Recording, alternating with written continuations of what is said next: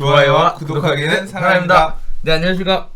2020년 10월 17일 한 발 앞서 소식을 전하는 고품격 부동산 토크쇼 부동산 별별 스타에 오신 여러분을 환영합니다. 반갑습니다. 반갑습니다. 네, 오늘 오는데 힘들었죠? 와, 차 더럽게 많아. 그러니까 이제 다 나들이 가는지 이 사당 넘어오는데 네, 이 길 있잖아요. 오늘 4호선 예, 아니 꽉 막혀 있어. 광명북로는 예술이었어 아주. 강변북로. 거기다 날씨도 좋으니까 졸아서 그러나 사고도 많이 나시고.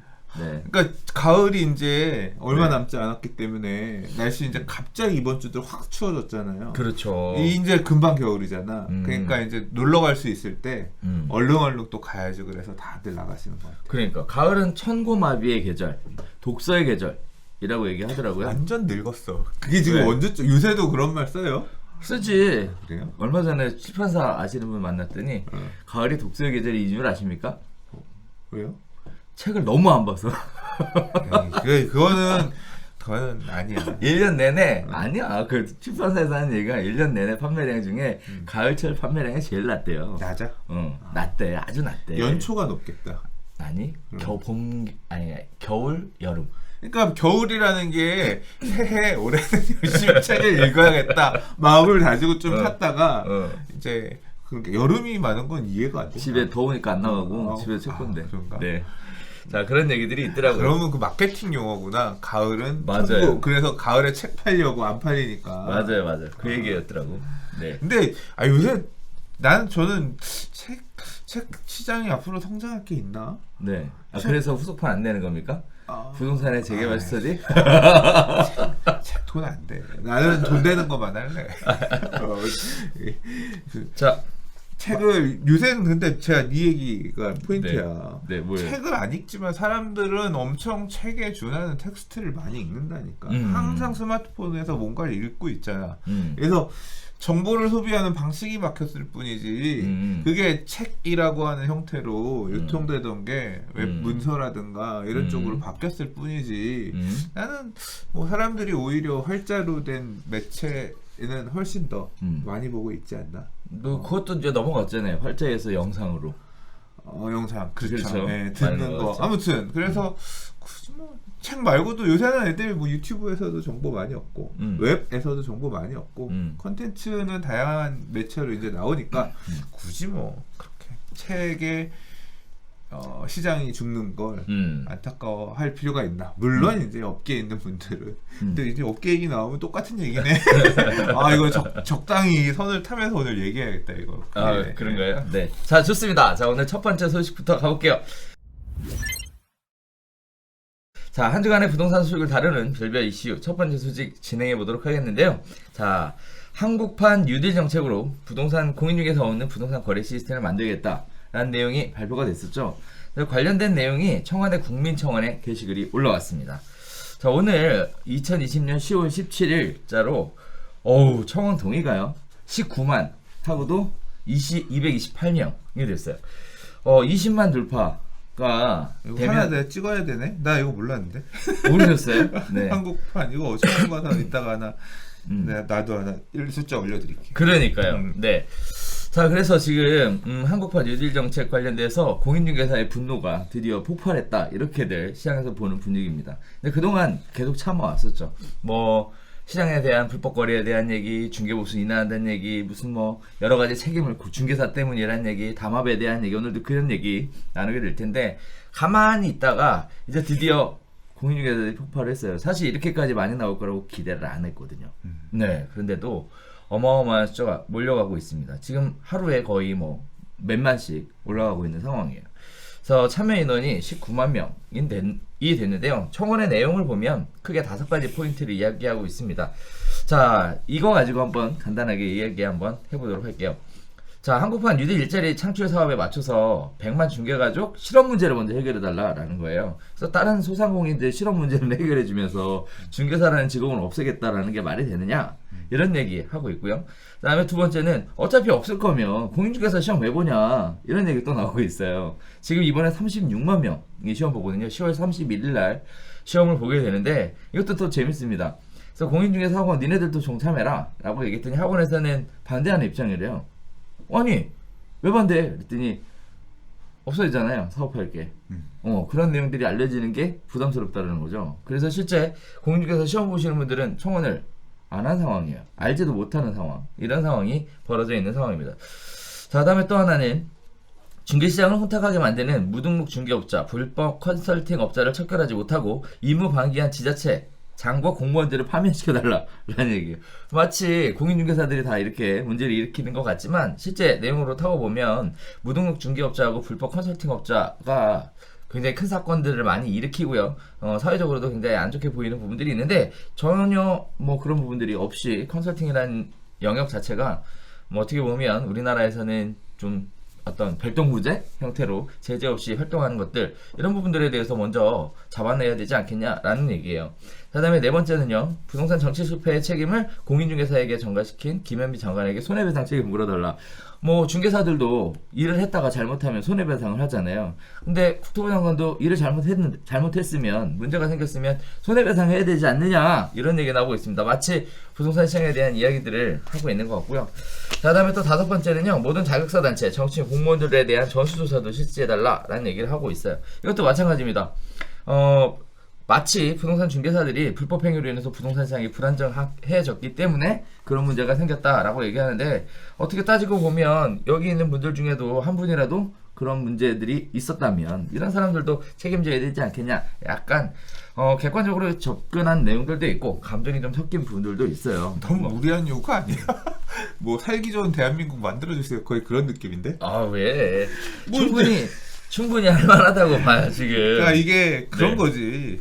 과도하게 이걸 어떻게 하겠습니다라는 얘기를, 그러니까 추상적인 어떤 명분으로 답변이 나오더라도 그런 정도 좀 그런 것 같은데, 딱 타겟을 집어서 뭐 요청했다기보다는 받아주기 힘든 조건을 내세워서 결국은 뭐 핵심은 그거잖아요.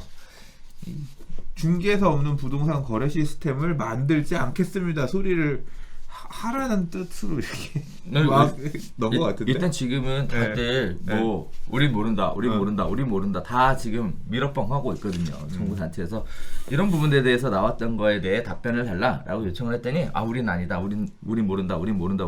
지금 다 발뺌하고 있거든요. 도대체 어디서 나온 거야 도대체? 왜 이번에 133억 예산 잡혔다니까, 이거 만들겠다고. 근데 도대체 어디서 나온 거냐고 말을 안 해. 자, 이런 부분들이 문제가 되고 있습니다. 20만이 넘어가면 청와대에서 공식적으로 답변을 해줘야 한다고 하니까. 넘어가겠는데 21일까지니까. 그렇죠. 벌써 19만이면 넘어가겠네. 그러니까요. 그래서 오늘 사실 첫 곡지로 이 얘기를 드리는 이유는, 물론 뭐 많은 분들, 일반 시청자분들도 많으시겠지만 뭐 자기 직업 없어지는 거에 대해서 좋아할 사람이 어디 있습니까? 뭐 다들 중개사들이 가장 피해를 보고 있다라고 얘기하는 부분 중에 하나가, 이제 공인중개업을 하고 있는 사람들도 소상공인이잖아요. 소상공인이라는 건 결국은 어떻게 보면 대기업으로부터 보호받아야 되는 이런 취지로 지금 다들 산업 전반에서 영향을 미치고 있는데, 유독 공인중개사만은 이렇게 차별 대우를 받고 있는 부분들이 있다라고 저도 개인적으로 생각을 좀 하거든요. 자, 이런 부분들에 대해 오늘 드리고 싶은 사실은, 핵심이 뭐냐면, 아직 안 하신 분들 있으시면 청원 동의 좀 해달라고, 힘을 좀 실어달라. 네, 청원 동의를 좀 해주셨으면 하고요. 저 이렇게 청원 동의 해달라고 얘기하는 거에 또 일반 분들이 싫어하실 수도 있잖아요. 그래서 드리고 싶은 말씀은, 자기 직업이 없어지는 거에 대해 가만히 앉아서 당하는 그것도 역시 바보 같은 일이니까 좀 좋게 봐달라, 이런 부탁을 좀 드리고 싶습니다. 좀 중개업자 분들이 항상 좀 그런 면이 없잖아 있죠. 뭐가요? 뭔가 있으면 일도 안 하면서 돈은 엄청나게 많이 받아 챙기는 나쁜 놈, 그런 이미지가 사실 좀 있잖아요. 커뮤니티나 댓글이나 뭐 이런 것들을 보면. 그렇죠. 이제 그렇게 생각하시는 부분에 대해서 그렇게 생각하지 말라라고 말씀을 못 드리겠어요. 그런 얘기를 하는 게 아니야. 개인들은 그렇게 생각할 수 있으니까. 그런 얘기를 하는 게 아니야. 일자리가 사라지려고 하는 부분에 대해서 살기 위해서 이렇게 호소하는 그런 그렇죠. 부분이니까, 그런 얘기를 어쨌거나 많은 분들이 보는 공간 안에서, 유튜브 안에서 한 분이라도 더 보실 수 있게끔 하면 뭐 이 이해관계가 있으신 분들은 청원에 동참하셔서 정부가 추진하는 중개사 없는 부동산 거래 시스템이라는 거, 이게 좀 유야무야 되게끔. 아니 뭐 유야무야도 중요한 게 아니라 이렇게 얘기가 나왔잖아요. 예산이 133억이 책정이 돼서 이렇게 하겠다라고 발표가 됐잖아요. 그러면 그게 도대체 어디서 나온 거냐? 요청을 했으면 적어도 이러해서 이러하다라고 뭐가 나와야 될 거 아니에요. 근데 뭐 기재도 뭐도 모른다, 무슨 뭐도 모른다, 무슨 처도 모른다, 뭐 국토부는 더더욱 모른다, 뭐 다 모른다고 얘기하니까 그럼 모른다 그러면 누가 얘기를 해야 돼? 대통령 분께서 얘기해 주셔야지. 답변을 들을 수 있게끔 해달랍니다. 그렇죠. 뭐 없애냐 마냐 이거 아니라 도대체 어디서 뭘 근거로 이런 얘기들이 나왔는지에 대해서는 좀 알고 싶다. 이렇게 생각해 주시면 감사하겠습니다. 그렇답니다. 네, 부탁드리겠습니다. 네. 자, 두 번째 이야기 가볼게요. 자, 혼돈의 전세시장 안정은 언제쯤이냐 라는 얘기인데 내년 상반기쯤 될 거다 또는 2025년은 돼야 될 거다 라는 얘기를 가지고 이야기해 보겠습니다. 사실 오늘 얘기에 가장 많은 부분을 차지하는 게 이 전세시장 얘기예요. 신문의 탑을 이루는 기사들도 다 전세시장 얘기인데요. 간단한 요약을 해보면 그렇습니다. 전세값이 67주 연속 상승세입니다. 임대차법 논란 7월 이후부터 출렁거리기 시작했고요. 기존 세입자의 계약갱신 전세 매물이 급감하고 있으면서 전세나 장기화가 우려되고 있는 상황입니다. 자, 홍남기 부총리는 추가 대책 검토하겠다. 그래서 14일 관계장관 회의에서 논의하겠다라고 얘기하고 있는 상황이고요. 표준 임대료 공급 확대 한계, 무주택 실거주자 대출 규제 완화의 가능성도 있다. 이런 얘기들이 있어 왔어요. 자, 14일이 지났으니까 뭐 얘기가 있었던 것 같은데 구체적으로 무슨 얘기가 있었는지 전 잘 모르겠어요. 일단 수장님한테 여쭤보겠고요. 자, 다음에 또 하나는 거기에 따라서 24번째 대책이 만들어질 거다. 뭐 이런 식의 이야기들이 나오고 있는 상황이에요. 자, 그러면서 또 이런 얘기들 하고 있습니다. 이제 정부 부처 간에서도 이견이 분분한데요. 기재부는요, 최근 주무부처인 국토교통부에 대해 대책 방안을 내놔라! 라고 주문을 한 것으로 알고 있습니다만, 국토부는요, 지금 상황을 심각하게 받아들이지 않고요, 시간이 지나면 해소될 것으로 보는 입장이라고 합니다. 자, 그래서 뭐 유명한 어떻게 보면 셀럽이라 그래야 되나? 5분한테 여쭤봤어요. 현재 전세시장에 대해서 어떻게 보시느냐? 그 다음에 전세시장 앞으로 예측이 어떻게 되겠느냐? 가격이 계속 올라가느냐? 또 필요한 정부 대책은 뭐가 있겠느냐? 라는 얘기를 여쭤봤더니 보이시는 표에 있는 내용처럼 다양한 이야기들을 말씀해 주셨습니다. 자, 이제 그분들 얘기는 참고하시면 될 것 같고, 제가 그냥 개인적으로 보는 거는 현재 전세시장에 대해서 어떻게 생각하느냐에 대한 얘기를 잘 보면요, 앞으로도 계속 이런 상황이 될 것 같다라는 얘기를 짐작할 수 있을 것 같아요. 저 같으면. 네, 내용 자체로 보면. 자, 현재 전세시장 소장님 보실 때는 어떻게 보고 계십니까? 이거는 얘기 하나 많았지. 왜? 이 전세시장이 좋을 거다, 안정화될 거다 이렇게 얘기하는 사람들, 국토부 답변 진짜 웃긴다.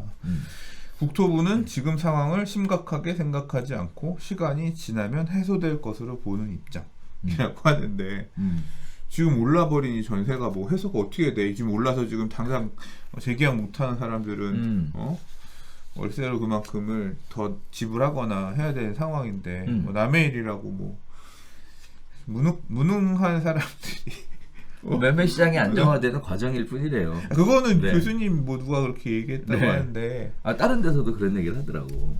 네. 이게 그렇습니다. 뭐가 그러냐? 전세 가격이 지금 불안한 이유는 정부 정책에 추구했었던 방향의 결과물입니다. 네. 실수요 중심의 주택 정책, 주거 복지 등을 아무튼 짬뽕해가지고 다 밀어 이제까지 붙여왔기 때문에 다주택자 개새끼 죽일로 뭐 그렇잖아요. 그렇죠. 네. 그걸 하니까 다주택 하지 말라고 해서 집 하니까 전세 물건 없어지는 거고, 실수요자들이 집 사니까 전세 매물 없어지는 거고, 전세 살던 사람 나가야 되니까 구해야 되는데 다주택자의 매물들이 줄면 줄수록 전세 물건은 줄어드는 거고, 앞으로 집 사고 싶어도 사지마라고 요구하면서 3기 신도시 기다려, 앞으로 공급할 거 기다려 라고 하면서 전세를 더 살게끔 하고, 그리고 뭐 빌라라든가 이런 거라도 매수를 하면 상관이 없는데 어느 미친놈이 지금 빌라를 매수합니까? 무주택의 가치가 지금 무주택의 가치도 아니야. 무주택에다가 청약으로 당첨되면 뭐 10억 프리미엄을 묻고 10몇 억이 묻고 그러는 상황에서 무주택으로 되면 유지를 하면 얻을 수 있는 분양 당첨 프리미엄의 가치가 이렇게 계속 올라가고 있는 상황에 그렇죠. 그지 같은 빌라 사가지고 내 집 마련하면 뭐 하겠어. 무주택으로 나중에 로또 맞을 생각을 하는 게 더 유리하겠지. 그렇게 생각하라고. 그렇게 그러니까 지금 거잖아요.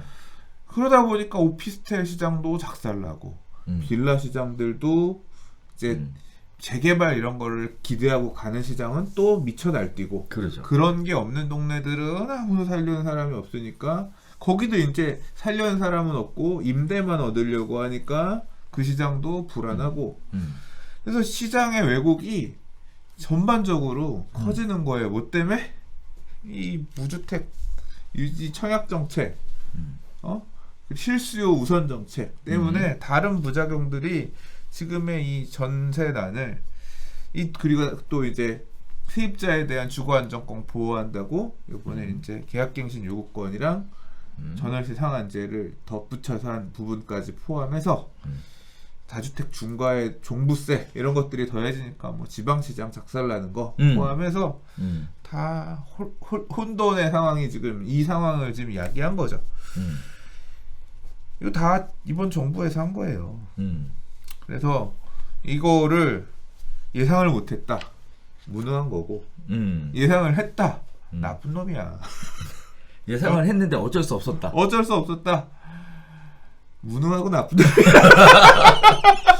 놈이야. 좋아. 아무튼 그렇습니다. 이게 방법이 없어. 아니 앞으로도 더 센 정책을 만약에 이제 지금 추가적으로 뭐 대책을 내고 내년에 집값이 또 불안하면 또 대책이 나오면 종부세를 더 세게 하겠습니다. 다주택자에 대한 종부세 세율을 더 강화하겠습니다. 그러면 나라한테 세금으로 두들겨 맞는데 임대인도 버틸려는 임대인은 세입자한테 자기 두들겨 맞은 거 더 전가하려고 할 거 아니야. 그렇죠. 그러니까 계속 쥐어터지는 사람은 세입자 일부 좀 더 쥐어터지면 임대 가격은 더 올라가는 형태로 반응할 가능성이 있고. 그래서 24번째 대책에 지금 표준 임대료 얘기들이 슬금슬금 나오잖아요. 이제 표준 임대료는 네. 진짜 찍어 누르겠다는 거잖아요. 그래서 이제 앞으로 뭐 그럼 24번째 대책이 뭘 거냐. 표준 임대료 대책을 낼 거다. 그리고 뭐 아니면 과거에는 이렇게 임대 가격이 불안했을 때 돌이켜 보건대 지난 정부의 부동산 정책에서의 실기 이거는 좀 문제였다라고 생각하는 것들이 있잖아요. 네. 이제 2011년 정도로 전 기억하는데 그때 이제 전세자금 대출 원래 전세자금 대출이란 게 있었는데 어디서 썼냐면 새마을금고도 아니고요. 무슨 저축은행 같은 거 이상한 그런 은행에서만 해줬어요. 왜냐하면 전세는 채권이기 때문에 담보를 잡을 수가 없잖아요. 그렇죠. 그래서 아무도 안 해줘. 그러니까 엄청 고금리의 신용대출 성격이 되는 거예요. 세입자를 보고 보증 이런 게 없으니까 그런 식으로만 존재하던 것 2000년대에는 그런 식으로만 존재하던 게 2011년부터 집값이 안정화되면서 꺾이기 시작하면서 전세 가격이 집값은 꺾이고 집값이 꺾이니까 이제 주인들이 집값 안 오르니까 전세로 또 물량이 이제 급감하고 전세 물량이 급감하고 하니까 그 조세 전가를 하고 집값 못 오르는 부분을 전가한다고 하면서 임대 가격을 올리기 시작했거든요. 임차인이 입주할 집들이 많으면 굳이 올려주면서 안 가는데 들어갈 집들이 이제 부족해지니까 그걸 받아주면서 올라간 거예요. 그래서 전세 가격이 올라가니까 그 당시에 전세난 어떻게 해결할 거냐 대책을 내놔라 했더니 그 당시 이명박 대통령 시절에 내놓은 정책이 전세자금 대출. 맞아. 전세 대출을 해주겠대. 그러니까 없던 게 갑자기 왔는데 아까 말씀드렸던 것처럼 보증을 해줄 수가 없잖아요. 채권인데. 맞아요. 세입자의 신용대출 성격인데. 그러니까 그러면 우리 나라에서 해줄게. 그래서 HUG 주택보증공사가 그거에 대해서 보증해준다. 그 보증금 얼마까지 보증금에 대해서는 우리가 만약에 문제가 생기면 책임져줄게. 이 보증이 있어서 이제 만들어진 게 전세자금 대출이거든요. 그러니까 그 시절에는 그게 좋은 정책이었는지는 여러 가지 측면에서 다시 생각해봐야겠지만, 근데 지금 시점에서 그 시절처럼 전세 가격이 너무 올라서 안 되겠어요. 그러면 전세 자금 대출을 좀 더 확대해 드릴게요. 그때처럼 그렇게 나오진 않을 거 아니야. 그렇지. 그렇게 나오기는 힘들 거라서 이제 얘기가 나오는 게 전세금 못 올려주고 월세 사세요. 실제로 월세 사는 수밖에 없을 것 같아요. 전세금은 올려주는데 한계가 있을 거니까. 월세는 근데 매달 돈을 내야 되는 거잖아요. 그렇죠. 근데 전세자금 대출에 대해서 이자 내나 월세 내나 그러면 이제 비슷한 효과를 줄 수 있는 게 뭐냐면 일단 월세 내시면 그 월세 낸 만큼의 얼마까지는 나중에 소득세, 너 매년 소득 번 거에 대해 소득세 내시잖아요. 세액공제 해줄게. 이제 이 세액공제 폭을 늘려주는. 그러니까 월세로 지급한 임대인한테 지급한 부분에 대해서 세제 혜택을 주는 형태의 뭐 대안 이런 것도 뭐 얘기가 좀 되나 봐요. 근데 뭐 그러니까 월세는 어쨌거나 좀 줘야 되는 그런 상황일 것 같고. 근데 가장 근본적인데 이런 거는 세입자에 대한 일종의 세제 혜택 등을 통해서 지불할 수 있는 세입자에 대한 비용을 좀 감세시켜주는 그런 거잖아요. 전세 가격이 내려가게끔 해줄 수 있는 안정화할 수 있는 대책이라고 하는 게 물리적으로 만들 수가 없죠. 왜냐하면 지금 신규 임대 매물, 그러니까 기존에 살고 있던 사람들이야 계약갱신 요구권이랑 계약갱신 요구권이고 전월세 상한제가 있으니까 많이 안 올려주고 앞으로도 2년은 더 눌러앉을 수 있잖아. 2년 플러스 알파는. 근데 지금 새로 구하는 사람들이 문제인 거 아니에요. 그렇죠. 또는 다른 지역에 가서 계약갱신 요구권 등을 쓸 수 없는 사람들. 그러니까 이 사람들을 보호하기 위해서 무슨 추가 대책을 낼 거냐. 지금 얘기 나오는 게 지금은 계약갱신 요구권 전월세 상한제가 신규 계약에는 적용 안 되잖아요. 안 되죠. 네, 그냥 지금 등록 임대 사업자처럼 그냥 신규 계약도 5% 이내 상한으로 임대료를 제한하는 그런 규제를 이번에 넣어야 된다. 그런 목소리도 있고 한편으로는 표준 임대료를 정해서 뭐 이미 발의안이 있대요. 주택 공시 가격의 120%를 임대 가격을 넘지 못하게끔 하는 이제 그런 법안도 들어가 있는데 그런 거 좀 손봐가지고 이제 입법할 수도 있다. 이제 뭐 그런 가능성들에 대해서 얘기들을 언론에서 하고 있는데 이거는 직접적 가격 통제죠. 시장 개입이야. 야, 너 이 초코파이 하나에 100원 넘게 팔지 마. 야, 우유가 한 팩에 3,000원이 말이 돼? 1,000원을 넘지 마. 죽는다. 물가 안정할 때 이렇게 하잖아요. 지금 이제 그렇게 가겠다는 거야. 이제 그렇게 임대료도 찍어 누르고 임대료 올리는 것도 찍어 누르고 시장 개입이 아니지. 이건 통제지. 이제 그런 가능성에 대해서 얘기를 하고 있는 건데 그거 하면 골 때리는 상황 생기는 거지 뭐. 그러니까. 네. 자, 이것도 보면 이런 것 같아요. 왠지 뭐 여러 가지 생각들을 하실 텐데 제가 그냥 개인적으로 볼 때는 정부 입장에서 좀 답답할 것 같아요. 왜냐하면 신규 아파트가 분양을 했어. 근데 비싸게 분양을 하잖아요. 예를 들어. 그러면 다 따라 올라가잖아. 그래서 가격을 통제하잖아요. 분양가 상한제라고 얘기하는 분양 가격을 통제를 해요. 전세도 마찬가지예요. 신규 아파트가 분양을 하면서 입주를 하면서 전세 가격이 딴 데는 다 꽉 눌려 있는데 갑자기 팍 치솟아 올라가는 거잖아요. 여기가 첫 공급이기 때문에 신규 계약. 그러면 나머지들도 어쨌든 선생님 얘기하셨던 대로 4년 뒤면 쫙 쫓아 올라갈 수밖에 없는 상황인 거 아니에요 지금. 그러면 똑같이 가격을 규제하는 거 말고 또 다른 방법이 있을까? 매매도 분양가 상한제로 규제했듯 전 임대차도 표준 임대료로 규제하는 방법 위에는 또 있을까? 이런 생각이 좀 들더라고요. 그러니까 그렇게 규제를 할 것처럼 지금 계속 분위기가 되고 결국은 하지 않을까 싶은데 그러니까 이미 지금 베를린에서는 하고 있고 네, 그래서 베를린시에서 지금 하고 있고 그러니까 그것 때문에 법무부에서 그 직원들 작년 연말에 보내가지고 보고 뭐 어떻게 우리나라에는 도입해야 되나 했잖아요. 근데 9월달에 기사 중에 이런 게 있었어요. 베를린의 현재는 어떤가? 그러니까 그렇게 가격 규제를 할 경우에 발생할 수 있는 상황들에 대해서도 또 이제 여러 가지 다른 지역은 어땠나 얘기를 하잖아요. 뭐 이거는 카더라인데 아무튼 베를린 시에서 그게 되게 이슈가 됐대요. 한 10몇 평짜리 방 하나 딸린 집을 세를 놓는데 그 집을 보러 몇 팀이 왔는지 아세요? 1794팀인가 봤대요. 그래서 20-30씩 팀을 짜가지고 그 집 하나를 보기 위해서 줄을 섰다는 거예요. 집이 없어. 아예 그냥 나이 없어요? 그렇게 되는 거예요. 그리고 규제가 모든 지역에 다 안 가고 베를린 시만 있잖아요.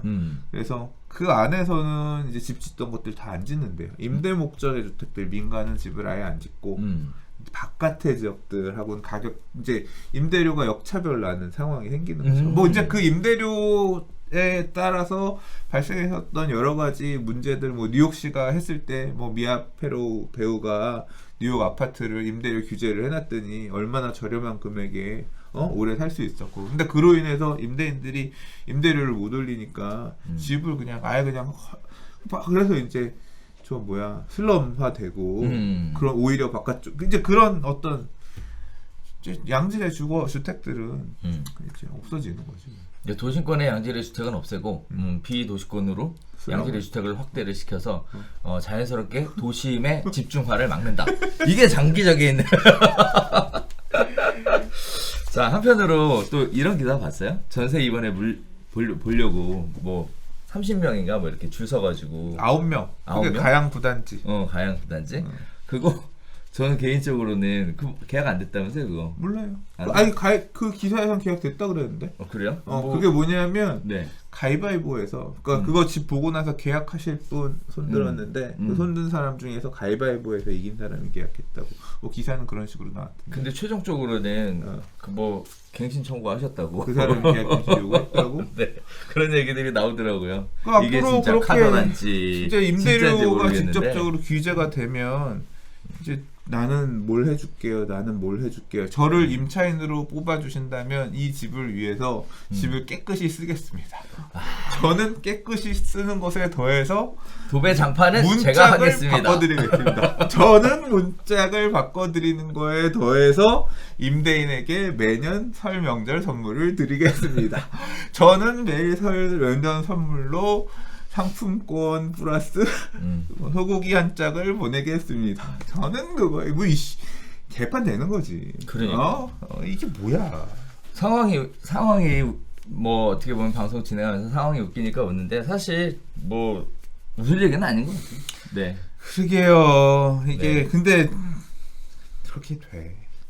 이게 지금도 이 법 그걸 이제 그렇게 그런 식으로 부조리하게 돈을 주는 건 또 막는 또 법률이 나올 거고 그렇게 주면 안 된 이게 뭐 그런 거지 뭐. 아유, 그러니까 씁쓸하다. 그러니까.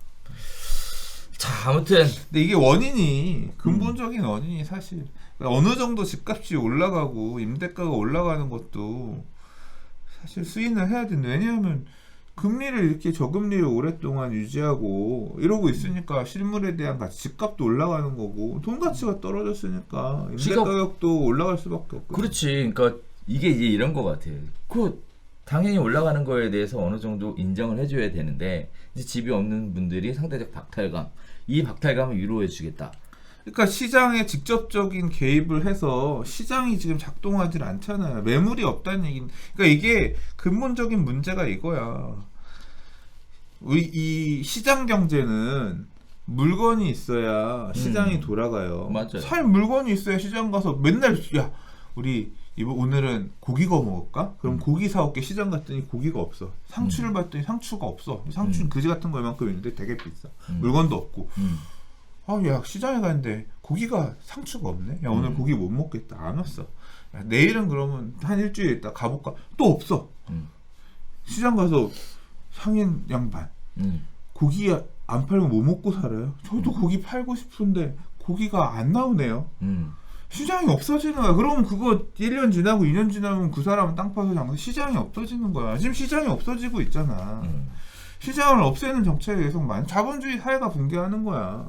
시장 경제의 가장 근본을 박살내고 있어. 네, 이 앞에 뭐를 더 붙이고 싶지만 안 돼. 아무튼 시장이 없어지고 있다 보니까 시장이 안 돌아가는 거야. 매물이 있어야 시장이 있고 시장이 있어야 시장 참여자들이 되면서 이 시장 경제가 발생하는 건데 그걸 하나하나 매물을 다 컨트롤하고 하겠다고 계획 경제를 하겠다고 나와가지고 이 난장판을 해가지고 작사를 내놨는데 대책은 그거야. 시장을 다시 살려야지. 매물이 나오게끔 하고 구하는 사람들 물건을 내놓으려고 하는 사람들이 자유롭게 할 수 있게끔 해놔야지. 하나하나 간섭해가지고 해 마라를 다 하려고 몇 줄 안 되는 문장과 지시, 명령 이런 걸 가지고 하려고 하니까 작살이 나는 거지. 왜 원인 파악을 못하냐. 그래서 이게 좌충수가 됐던 것 같아요. 아까 소장님 얘기하셨던 것처럼 전세자금 대출에 관련된 부분이 과연 잘한 정책이냐에 대한 부분으로부터 시작해서 가격이 올라가는 거에 대해 어느 정도 수인하지 못했던 부분에 대해서도 잘한 정책이냐, 그리고 또 그분들을 위로하고 달래고 또 어떻게 보면 위화감, 뭐 어떤 상대적인 박탈감 이런 것들 때문에 만들어진 정책들이 지금은 임대 가격이 올라가면서 이제 그분들로 하여금도 또 역시 불만의 목소리가 굉장히 높게 올라가는 이런 모습들 보면서 확실히 정책을 펼치시는 분들의 어깨가 무겁겠다. 그리고 그만큼 책임감도 좀 느껴야 되겠다라는 생각은 계속 들더라고요. 네. 책임감을 느끼시는지는 잘 모르겠는데, 왜냐하면 나는 잘못한 게 없고 뭐 이제 좀 요새는 그렇게 생각 안 하시는지 모르겠으나 대책 나올 때마다 지난번 대책이 잘못했다고 사과한 적은 한 번도 생각하면 없었어. 할수록 깝깝해. 이게 사람도 안 바뀌고. 그러니까 문제가 있다는 건 모두 아는데 이제까지 최장수. 20 몇 번을 하는데 있었던 그분들이 여전히 그 위에서 뭐가 문제지? 이상하네. 이게 말을 아무튼 인사가 만사다. 인사가 만사다. 그 생각이 절실합니다. 자, 24번째 대책 기다려 보겠습니다. 자, 세 번째 이야기 볼게요. 국정감사 진행 중인데요. 최다 부동산 불법 행위는 집값 담합이었다고 합니다. 자, 부동산 중개업소 에 대한 이야기들이 쭉 나오는데요. 집값 담합 행위가 828건으로 올해 2월부터 8월까지 접수된 불법 행위들을 분석을 했더니 전체 접수 건수의 60%를 차지하고 있는 것이 집값 담합이고요. 그 다음에 공인중개사법 위반 건수가 266건, 즉 집값 담합 건수가 공인중개사법 위반 건수보다 2.5배 더 많다, 이런 얘기들이 기사에 나오고 있어요. 자, 거래신고법 위반은 172건, 주택법 위반은 19건, 기타 법령 등 위반 건이 89건을 기록했다고 얘기합니다. 국토교통부 관계자의 말에 따르면요, 통상 아파트 분여회나 지역 공인중개사 모임에서 특정 가격 이상으로 낮추지 말자는 행위가 담합 행위의 대부분을 차지한다라고 분석을 했다라고 얘기를 해요. 자, 불법 집값 담합하지 말고 허위 매물 올리지 말라라는 얘기 때문에 네이버 부동산 최근에 들어가 보셨습니까? 가서 보긴 하죠. 매물 감소.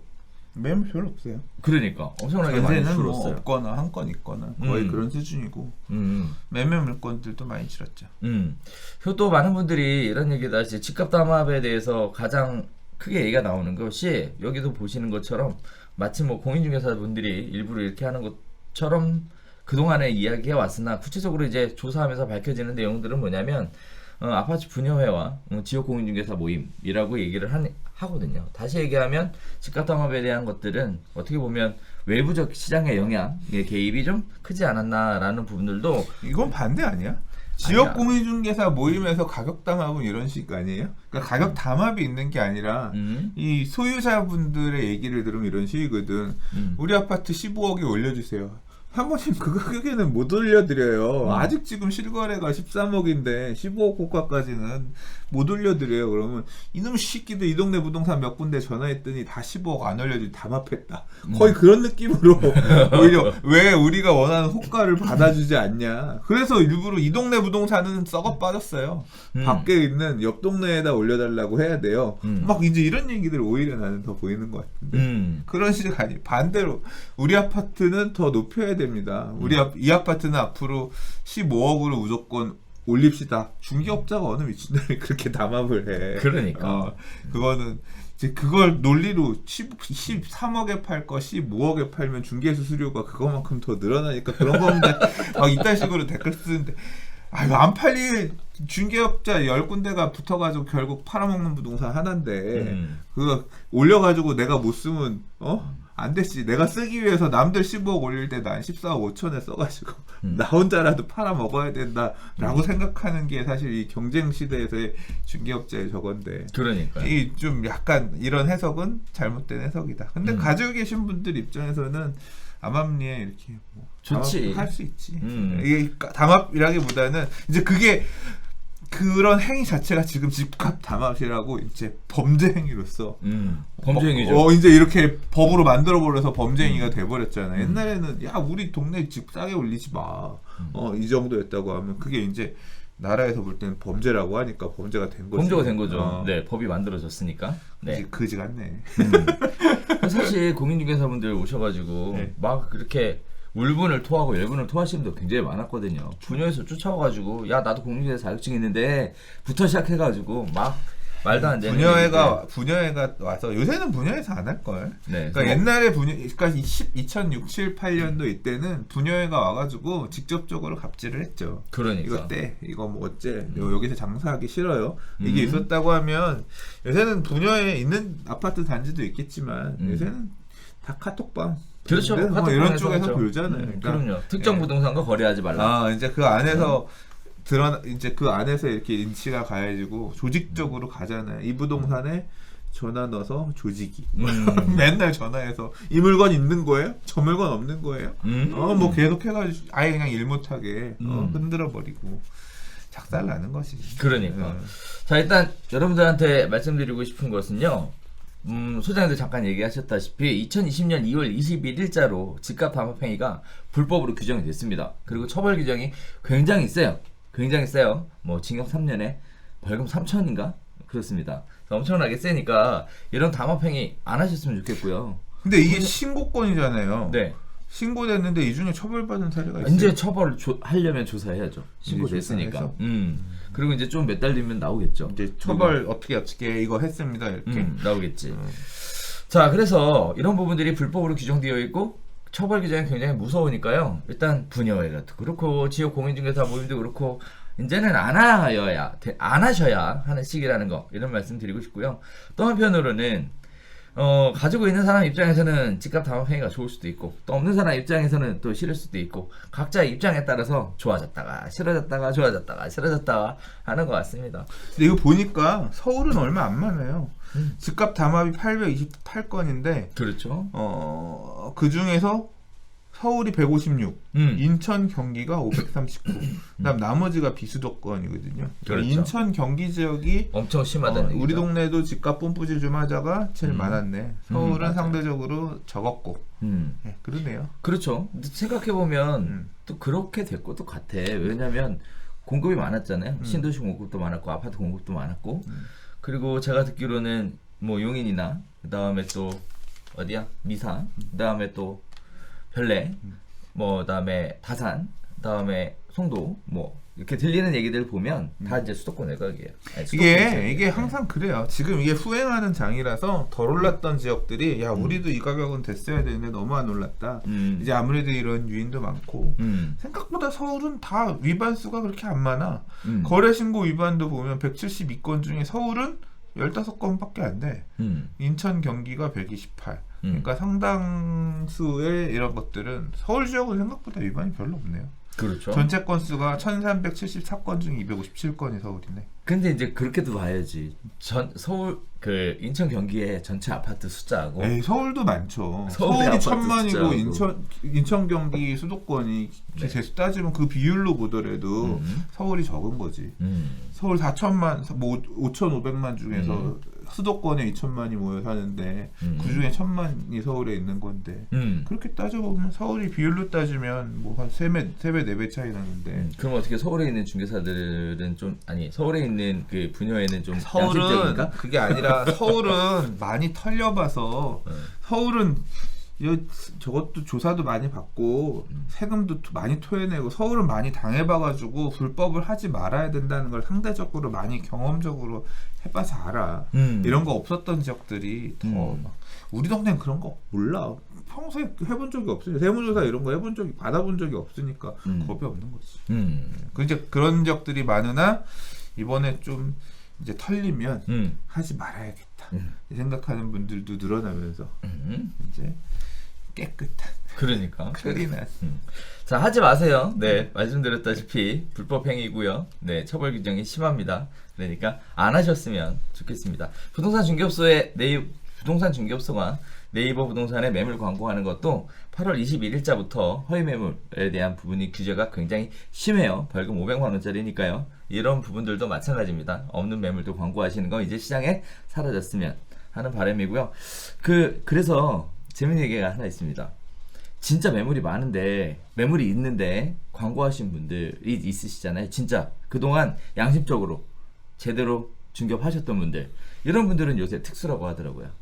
네. 있는 물건 올린. 그러니까 진짜 자기한테 있는 물건을. 옛날에는 허위 매물에 가려서 내 물건이 돋보이지 않았는데 지금 딱 있는 것만 있고 내 물건. 왜냐하면 다른 공인중개사에게 받은 물건을 못 올리니까. 그렇죠. 물건 있는 사람은 다이렉트로 딱딱. 이게 양타가 힘들어지네. 이게 양타가 쉬워지네. 쉬워지는 이제 네. 그러면서 네. 이게 또 이제 빈익빈 부익부가 만들어지는구나. 평상시에 이제 매수자 중심의 부동산은 힘들어지고 매물 관리를 잘해온 임대인 또는 매도자와 잠깐 유대를 많이 맺고 와서 나한테 전속 주세요. 이거 잘해왔던 중개업소 사장님들이 또 이게 시장이 이렇게 그렇게 되더라고. 앞으로 뭐 네오비에서 교육하실 때도 네. 매물을 어떻게 잘 받느냐, 잘 만드냐 이런 거를 잘 우린 그렇게 해요. 시장님 아까 되겠네. 얘기하셨던 것처럼 시장 경제 체제에서는 물건이 먼저 있어야 되잖아요. 그리고 물건이 우선이지. 그럼요. 부동산 중개업소도 저는 개인적으로는 팔거나 임대하려고 하는 매물이 없는데 사거나 임차가 못 하잖아요. 똑같습니다. 중개업의 시작은 매물로부터 네, 시작한다라고 늘 강조해요. 시장은 매물.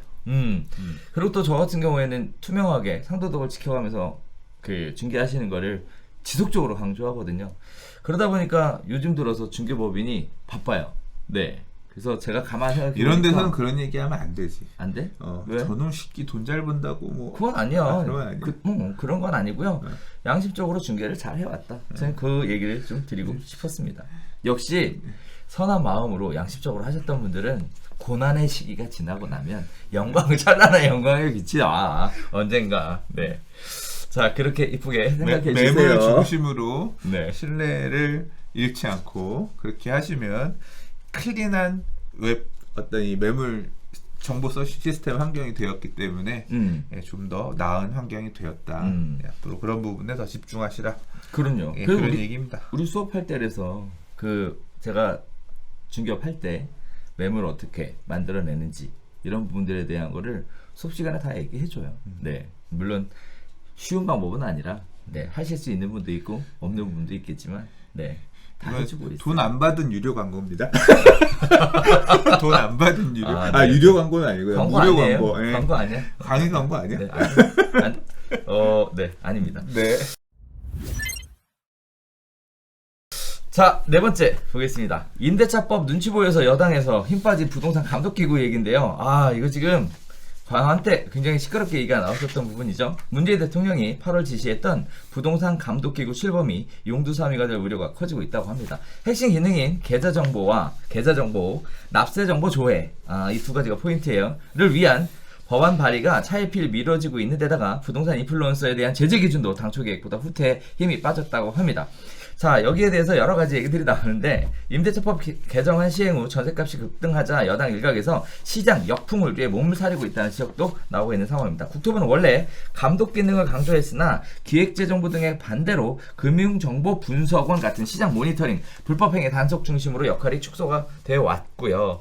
또 인플루언서의 제재에 대한 기준도요. 보면 본인이 투자한 부동산이나 이해관계가 있는 부동산이라 할지라도 유료로 정보를 제공한 게 아니라면 처벌 대상에서 제외하기로 했다 라는 얘기가 지금 나오고 있는데요.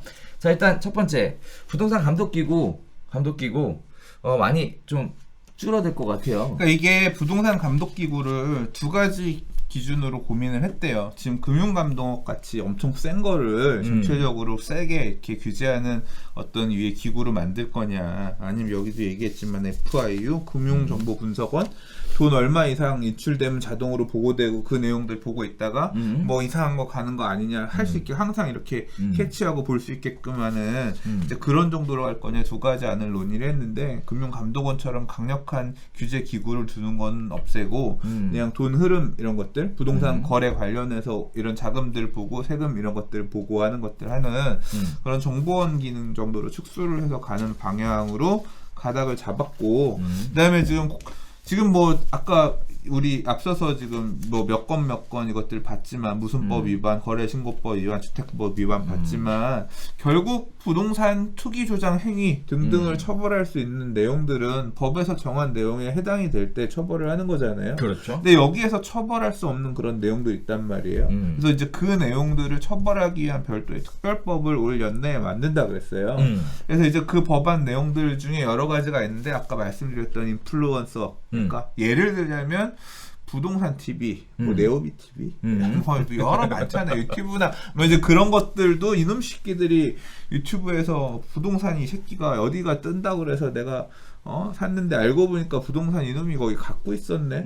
또는 지거 비싸게 팔아먹으려고 그 동네를 띄었네. 이제 이런 것들을, 그러니까 주식 시장에도 그런 거 있잖아요.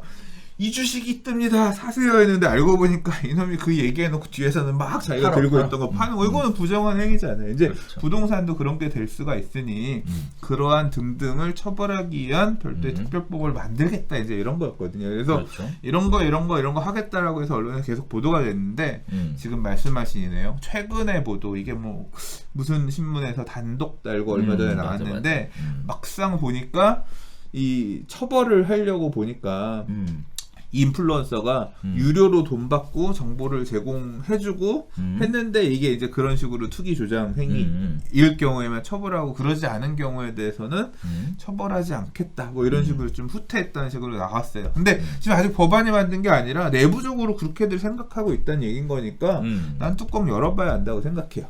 알아봐야 된다고 생각하고 그러면 이제 법안이 나오면 다시 얘기를 해봐야 되는 문제인 것 같고요. 어느 수준까지 처벌할 거다 안 할 거다는 이제 결론이 나면 다시 얘기를 해야 되는 게 맞는데 이게 이 고민 뭐 유료다 그러니까 유명무실한 거예요. 유료로 돈 안 받았으면 괜찮고 인플루언서가 가가지고 유튜브에다가 맨날 이 동네 강력 추천 무조건 사야 됩니다 오릅니다 맨날 말해도 된다는 거잖아요. 그렇죠, 이매물 무조건 사야 됩니다 해도 된다는 거잖아요.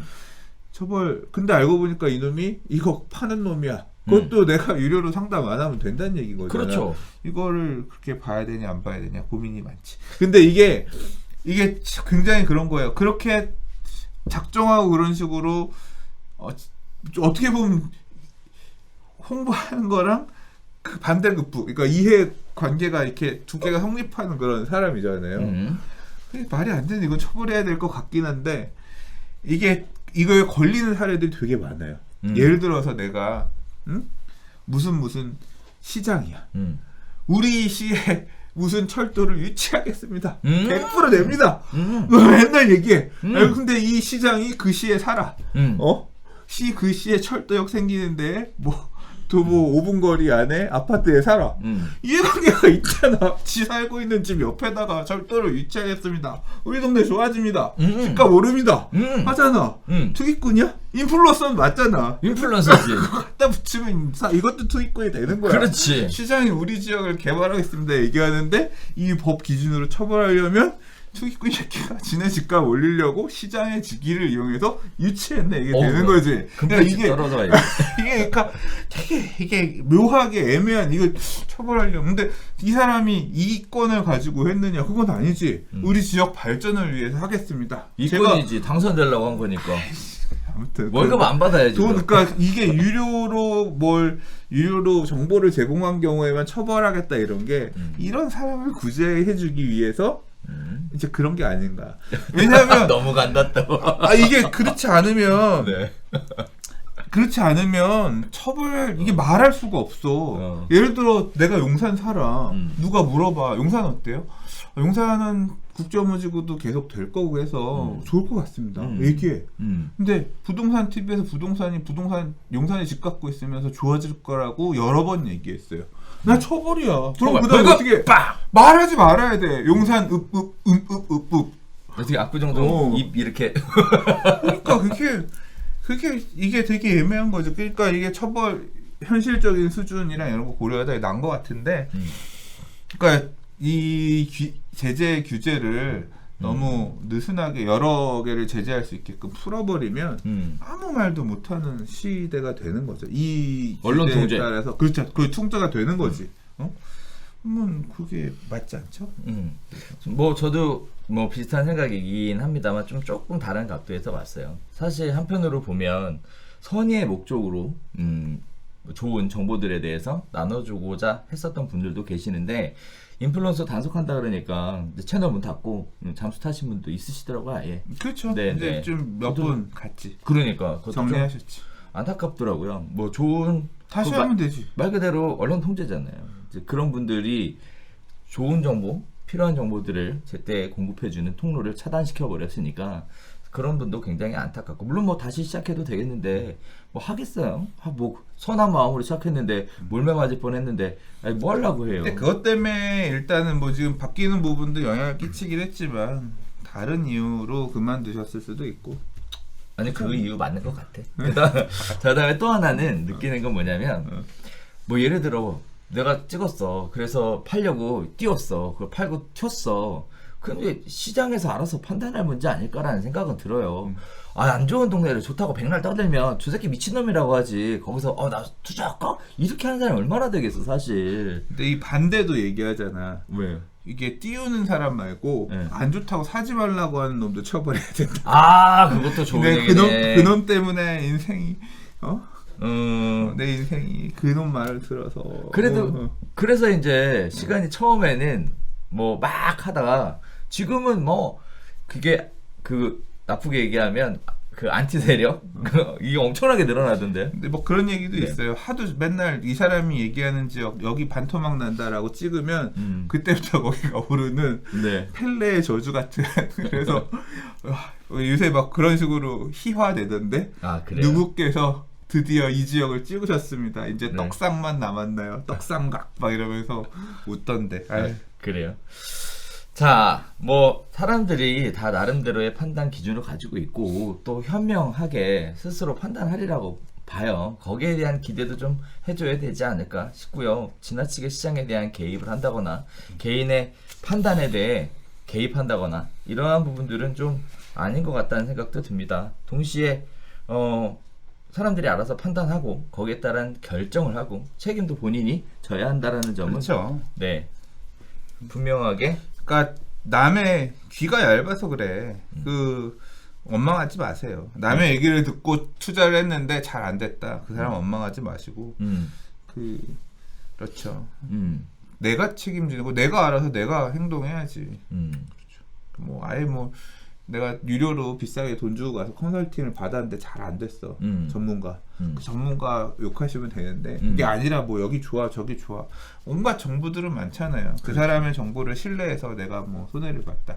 그 정보를 토대로 해서 내가 판단해서 결정을 해야 후회를 하더라도 내 책임이니까 멘탈이 살아갑니다. 남한테 의지해서 뭐 하다가 안 돼.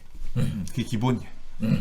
결정한 사람이 책임지는 걸로. 그렇지. 내가 결정하는 거니까 잘 되든 안 되든 내가 감내하는 걸로 가자. 자, 마지막 이야기입니다. 갭 투자 막히니까 거래가 뚝 끊어졌다. 서울 아파트 거래 실종에 관련된 이야기인데요. 10월 실거래 신고건이 초반 142건에 불과해서 거래 절벽이 지속되고 있다라는 겁니다. 대출, 세금, 규제 조이자, 갭 투자 비중도 50%에서 28%로 급감했다는 얘기가 나오고 있습니다. 자, 서울 아파트 시장의 거래 절벽 현상이 시간이 지나갈수록 심화하는 모습을 보이면서 8월, 9월 거래량이 잇따라 전월 대비 반토막 난 데 이어 이달 초반 신고 물량도 크게 눈에 띄게 줄어 감소가 예상되고 있는 상황입니다. 지금 보이시는 그래프에서 보이시는 것처럼 지금 10월달 부동산 매매 거래, 아파트 거래량은 엄청나게 심각한 상황으로 보여지고 있습니다. 여러 가지 원인들에 대해서 제시하고 있는데요. 크게 세 가지 얘기를 하고 있습니다. 첫 번째는 왜 이렇게 거래가 줄였냐? 정부가 고가주택, 다주택자에 대한 보유세, 취득세를 대폭 높이면서 투기 수요에 주택시장 진입이 어려워졌기 때문이다. 이런 얘기 하시는 분들도 있고요. 또 갭투자 형식으로 집을 샀지만 실거주 계획을 밝힌 비중은 6월 18.8%에서 9월 29.3%로 늘었기 때문에 사실 갭투자가 투자가 아니라 실거주를 목적으로 하는 실매수였다. 이런 얘기들도 하고 있습니다. 자, 두 번째 이야기는요. 집값 상승 불안감에 무리하게 집을 사들이던 주택 실수요자가 코로나19 사태로 사태가 심화하고 단기 집값 상승 부담감으로 매수세가 주춤해졌다라는 얘기 나오고 있고요. 세 번째는요. 임대차 보호법 실행으로 전세금 매물의 거래가 어려워진 것도 거래 감소의 이유다. 이런 이야기들을 하고 있는데요. 자, 아파트 매매 거래량 계속 줄겠죠, 이거. 이제 남은 변수는 코로나인 것 같아요. 코로나19 관련해서 백신 나오고 지금의 이 경제 침체가 지금 뭐 특히 이제 밑에 내수 바닥 경기는 되게 안 좋잖아요. 그렇죠. 이런 부분들 좀 어떻게 개선되느냐, 뭐 얼마나 빨리 되느냐, 뭐 미국 대선도 좀 영향이 있을 것 같고 그런 부분들에 따라서 방향이 그러니까 지금 뭐 이 한국지는 그렇죠. 갭 투자가 막혔다라는 게 취득세 증가가 그렇죠. 사실 이제 유주택자가 다주택으로 가는 것에 대해서 되게 부담 원천 허들을 높여놨기 때문에 그리고 지방 투자도 많이 했거든요. 그러니까 서울 사람이 지방에 가서 막 여러 채를 사는 형태. 근데 이것도 다 법인 맞고 개인의 다주택 취득도 맞고 짤짤이 하러 갔다가 짤짤이 하는데 옛날에는 짤짤이 하우스를 가는데 입장료 1,000원입니다. 뭐 가서 2,000원, 3,000원 따면 되니까 1,000원 내면 되지. 갔는데 지금은 짤짤이 하러 가서 한 3,000원 달라고 갔는데 입장료 5,000원입니다. 에이씨 안 가. 지금 이 꼴 된 거지. 그래서 이제 지방시장 이런 데도 여러 채 더 살 일이 없는 거고 서울 밖에서 이제 지방에서도 서울 사람 진입하려고 하는 그러니까 외진의 서울 투자도 그런 이유 때문에 당연히 허들이 지금 되게 높아지는 상황인 거고. 그렇죠. 이제 결국 이제 남아있는 수요의 한 축인 실수요자들, 실수요자들의 교체 수요, 갈아타기 수요나 아니면 이제 무주택자가 집을 매수하는 이제 신규 수요 요 정도가 이제 앞으로 남아있는, 물론 그 수요가 지금까지도 제일 많았다고 저는 생각해요. 근데 이제 그게 앞으로 이제 얼마나 더 남아있느냐, 돈 들고 있는 사람들이 얼마나 더 밀어 올라오느냐 이건데 이 사람들이 그런 의사결정을 하는 과정에서 지금 뭐 아까 얘기도 있지만 전세, 임대차 보호법 개정안에 따라서 전세금 매물 거래가 어려워진다거나 갈아타고 싶은데 집 좁아가지고 좀 확장하고 싶은데 이런 거 아다리가 안 맞아가지고 못 움직이는 뭐 이제 이런 사람들은 아예 그냥 포기하고 움직이는 경우도 있고 세금이 늘어나니까 세금 부담 때문에 양도세 내고 돈을 보태서 움직이더라도 세금이 커져버려서 못 가는 그런 사례도 있을 수 있고요. 그러니까 갈아타기가 계속 힘들어지는 그런 부분도 이제 거래 급감의 한 원인으로 보여지고요. 이제 그럼에도 불구하고 좀 더 상급지로 이동을 해야 될 것 같아. 혹은 그럼에도 불구하고 난 청약으로 안 되겠으니까 이번에 그냥 이참에 집을 사야겠어 라고 판단해서 움직이나 이런 수요들이 결국 남아있는 시장을 또 에서 가격들 거래를 채워주면서 움직일 게 남았는데 이분들이 판단하기에 내가 사야겠다라고 의사결정을 딱 마음 먹는 원인이 뭘 거냐. 저는 경기 회복에 대한 기대가, 그러니까 집값이 앞으로 더 오를 것 같아. 이제 이런 생각이 들 때 이 사람들이 뭐 좀 거래 전세 낀 거 사놓고 뭐 2년 못 들어가는데 3년 못 들어가는데 감안하고라도 일단 질러야겠다. 있는 대출, 신용대출 막은 것도 또 크네요. 그러고 보니까 그렇죠. 이제 그런 판단을 하고 남아있는 수요들이 결국 들어오려고 하면 시장 상황이 더 좋아져서 앞으로 더 올라갈 것 같다. 이제 그런 생각이 드는 시점에서 움직일 텐데 이게 올 연말에 올 거냐 내년에 올 거냐 그건 모르죠. 내년은 되게 불안 요소가 전셋값 상승입니다. 우리가 앞에 서두에서 전셋값 관련해서 얘기 많이 했지만 지금 전세가 7억이었는데 내년에 불안해서 예를 들어 8억 5천 9억이 돼버려. 그러면 그 전세값 올라가는 것도 부담으로 작용을 해서 그냥 이 전세 올려주는 일 하자.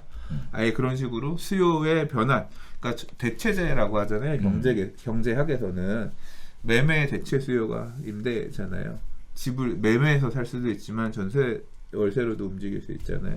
이제 그런 임대 가격 변동도 매매에 시장 충격을 주는, 왜냐하면 매매가랑 임대 가격이 가까워지면 가까워질수록 내년엔 그런 영향이 끼칠 수가 있고, 올 하반기 연말에는 이제 뭐 결국은 코로나 백신 시장 얼마나 살아난다 뭐 이제 이런 부분들이 변동일 것 같은데, 또는 지금 아마 좀 불안하실 거예요 이미. 왜냐하면 지금 강남이나 이런 핵심 지역들, 인기 지역들 같은 경우는 확실히 주춤 약간 한 느낌이 있는데 중저가 지역들 같은 경우는 가격이 계속 신고가가 나오고 있어. 거래량이 안 많은데 거래량 뭐 서울의 2,947건 거래량 중에 막 절반 이런 수준이 신고가인 거예요. 그러니까 거래가 비싼 지역에서 많이 되는 게 아니라 중저가 시장. 내가 30대인데 15억, 13억 이런 집 못 사겠는데 한 6, 7억짜리는 첫 스타트로 간다라고 생각해서 지역을 좀 낮춰가지고 좋은 지역의 전세 사느니 좀 지역을 낮춰서 약간 상대적으로 떨어지는 지역에 중간 정도의 아파트를 그냥 매매로 살래. 나중에 이제 돈 벌어서 상급지로 옮겨올래. 이제 이런 매매 수요들이 이 거래량을 채워주면서 가격은 또 밀어 올리는 그런 상황이 나타나고 있는 게 2020년 지금 시장이거든요. 이제 이런 모습들을 보면서 내가 도저히 내 돈에서는 이 동네에 이 돈 주고는 가기 싫었는데 그 가격들이 계속 올라가는 모습을 보면 지금이라도 여기라도 사야 되는 거 아닌가? 내가 내 그 의사결정을 올해 3월달 4월달에 했으면 6억에 살 수 있었는데 지금 6억 5천에 사야 되네. 근데 이게 막 6억 7, 8천 호가 나오면 쫓기도 불안할 수 있거든요. 근데 막 언론에서 코로나 극복되나 뭐 이제 이런 기사 보면 이제 진짜 사야 되나? 전세 가격 밀고 올라가면 불안하거든요. 쫓기듯 또 이제 그런 사람들이 움직일 수 있어요. 그게 이제 뭐 올 연말에 있을지. 그 반대의 가능성도 있죠. 경기 침체, 폭락, 뭐 그러나 이제 뭐 오를지 떨어질지는 잘 모르는 부분이지만 그 불안한 수요들이 올 겨울 내년 봄에 어떻게 이제 시장에 반응하냐가 포인트일 것 같습니다.